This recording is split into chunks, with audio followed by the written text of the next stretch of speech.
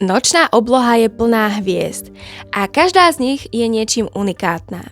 Niektoré sú obrovské, horúce a svietia tak jasne, že ich vidíme voľným okom, aj keď sú vzdialené stovky alebo dokonca tisíce svetelných rokov. Ale väčšina hviezd, aj keď je malá, je stále dosť horúca na to, aby v nich prebiehala jadrová fúzia. Hmotnosť je v tomto prípade kľúčová, pretože ak má teleso dostatok hmoty, na jeho jadro pôsobí obrovská gravitačná sila, ktorá ho neustále stláča a zahrieva, čo môže viesť k zapáleniu reakcie termojadrovej fúzie. A tak sa z takého telesa oficiálne stáva hviezda.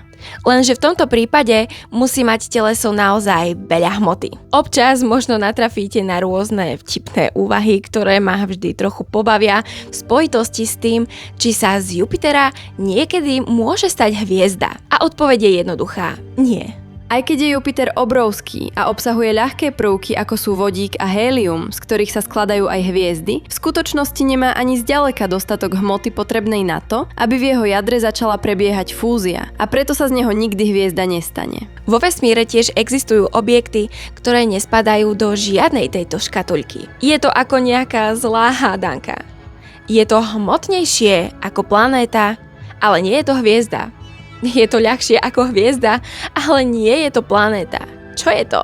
No, vy už odpoveď na túto hádanku pravdepodobne poznáte podľa názvu tohto videa. Sú to hnedí trpazlíci, ktorí sú príliš malí na to, aby sa dali klasifikovať ako hviezdy, ale zároveň príliš veľkí na to, aby sa dali považovať za planéty. Za posledné roky sa hnedí trpaslíci stali predmetom mnohých štúdií, pretože sú to veľmi fascinujúce telesá, okolo ktorých sa vyskytuje ešte stále dosť veľa otázok.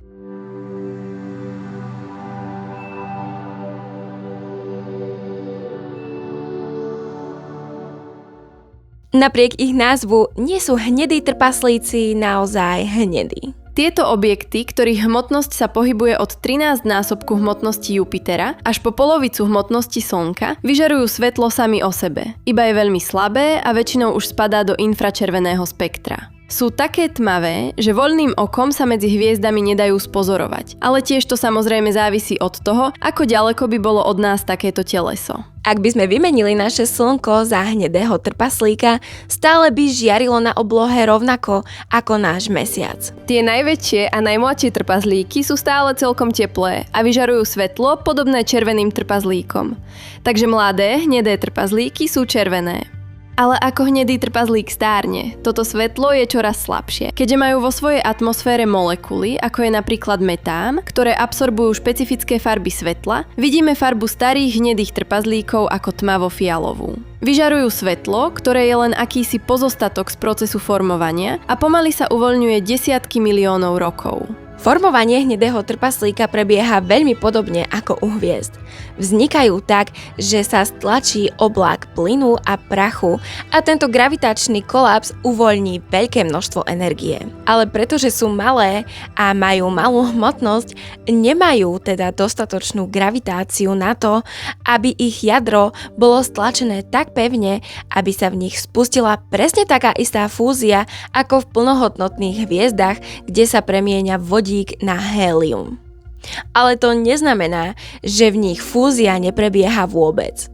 Skôr naopak. Ak sa teleso svojou hmotnosťou dostane na hranicu 13-násobku hmotnosti Jupitera, môže dôjsť k fúzii deutéria, teda izotopu vodíka, na hélium. Táto fúzia je presne dôvod, prečo tieto objekty nemôžu byť klasifikované ako planéty.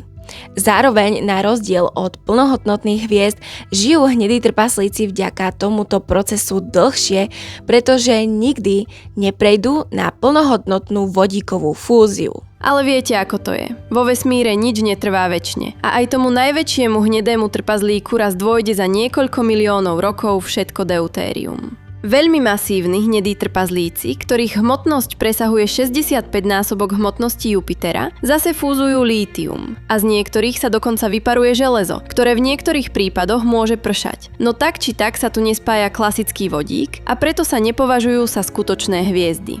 Hoci sa hnedí trpaslíci rodia ako hviezdy, sú to naozaj veľmi malé objekty, ktoré sa súčasne správajú ako planéty aj ako hviezdy, ale nie je to ani jedno. Ako sme si už hovorili nedávno, astronómovia klasifikujú hviezdy podľa ich teploty. Najhorúcejšie sú hviezdy spektrálneho typu O, potom hviezdy typu B, ktoré sú o niečo chladnejšie, ďalej nasledujú typy A, F, G, K a najchladnejšie hviezdy sú M. V roku 1998 však astronómovia našli hviezdu, ktorá bola taká chladná, že nezapadala ani do kategórie M, takže dostala písmeno L. No aj napriek svojej nízkej teplote mala dosť hmoty na to, aby tu prebiehala fúzia vodíka na helium.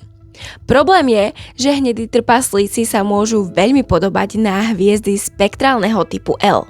A preto je veľmi ťažké ich rozlíšiť. Hnedí trpazlíci teda spadajú do spektrálnych kategórií M, L, T a Y. A pretože neprechádzajú stabilnou vodíkovou fúziou, časom sa ochladzujú a ako stárnu, menia aj svoj spektrálny typ.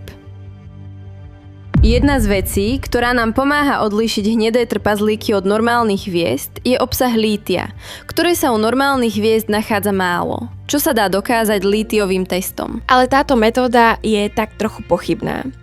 Niektoré hnedé trpaslíky môžu byť dostatočne horúce na to, aby vyčerpali svoje lítium, keď sú ešte veľmi mladé. A dokonca ho tie najhmotnejšie z nich môžu spáliť, keď sú staré len asi 0,5 miliardy rokov. Ťažšie hviezdy, ako je napríklad Slnko, môžu zadržiavať lítium vo svojich vonkajších vrstvách, ktoré sa nikdy nezohrejú natoľko, aby sa lítium roztavilo, a preto tento test nie je zas až tak spoľahlivý. Aj keď sa o existencii hnedých trpazlíkov hovorilo už od 60. rokov, oficiálne prvý hnedý trpazlík bol detekovaný až v roku 1995 a dostal názov Teid 1. V tom istom roku bol objavený tiež prvý hnedý trpazlík obiehajúci okolo hviezdy a v roku 2004 sme objavili hnedého trpazlíka, okolo ktorého obieha planéta. Tieto planéty však nemajú priaznivé podmienky pre život. Obyvateľná zóna je veľmi malá a v dôsledku neustáleho ochladzovania hnedého trpazlíka sa táto zóna čoraz viac zmenšuje. V skutočnosti je veľmi malá šanca, že niekde okolo hnedého trpaslíka dlhodobo obieha planéta, ktorá má stabilné a priateľné podmienky pre život. Keďže hnedí trpazlíci majú relatívne nízke povrchové teploty, nie sú príliš jasné vo viditeľných vlnových dĺžkach a väčšinu svetla vyžarujú v infračervenom spektre. S príchodom schopnejších infračervených detekčných zariadení boli identifikované tisíce ďalších hnedých trpazlíkov. Najbližší známi hnedí trpazlíci objavení v roku 2013 sa nachádzajú v systéme Luhmann 16, čo sú dva gravitačne spojené hnedé trpazlíky typu L a T vo vzdialenosti asi 6,5 svetelných rokov od Slnka. A je to náš tretí najbližší systém hneď po Alpha Centauri a Barnardovej hviezde. Na pomenovanie hnedých trpazlíkov sa používajú rôzne označenia. Ak ich názov končí veľkým písmenom B, C alebo D, znamená to, že sú na obežnej dráhe okolo primárnej hviezdy. Ako napríklad trpazlík Gliese 229b, objavený v roku 1995. Tie, ktorých mená sa končia malým písmenom, môžu byť zase exoplanéty. Najchladnejšie hnedé trpazlíky spadajú do spektrálnej kategórie Y a v roku 2014 vedci objavili zatiaľ najchladnejšieho hnedého trpazlíka WISE 0855, ktorý má priemernú teplotu len -23 stupňov Celzia. To je šokujúco málo na objekt, ktorý kedysi vznikol ako neúspešná hviezda. Je dokonca chladnejší než niektoré miesta na Zemi počas zimy. Nevyžaruje žiadne viditeľné svetlo a pripomína skôr planétu ako hviezdu. V roku 2009 spustila NASA orbitálne observatórium WISE, ktoré skúma oblohu v infračervenom spektre. Vďaka čomu sme dodnes objavili už asi 1800 hnedých trpaslíkov a dnes ich už nájdeme celkom ľahko, a to vďaka infračerveným ďalekohľadom, aj keď je viditeľných milión iných hviezd. Alebo nie milión, tisíce. Čo je na nich ešte zvláštne je to, že ak na seba nabalia viac hmoty, tak sa nezväčšia. Detaily sú zložité, ale konečným výsledkom je to, že ak získajú hmotu, sú hustejšie, ale majú stále rovnakú veľkosť. A práve preto je ťažké určiť, či je takýto objekt iba veľkou planétou alebo malým hnedým trpaslíkom. Každopádne, Astronómovia o tom neustále diskutujú. Tieto dva objekty sa však navzájom líšia v tom, ako vznikli. Planéta sa formuje zo zhluku materiálu okolo hviezdy a zväčšuje sa, keď na seba nabaľuje hmotu. A hnedý trpaslík vzniká stlačením plynného a prachového oblaku. Štúdium hnedých trpaslíkov má veľký význam pre naše chápanie vesmíru, pretože nám pomáha lepšie pochopiť vznik a vývoj hviezd a planét, aj keď sú tieto záhadné objekty vo vedeckej komunite stále predmetom mnohých diskusí a výskumov.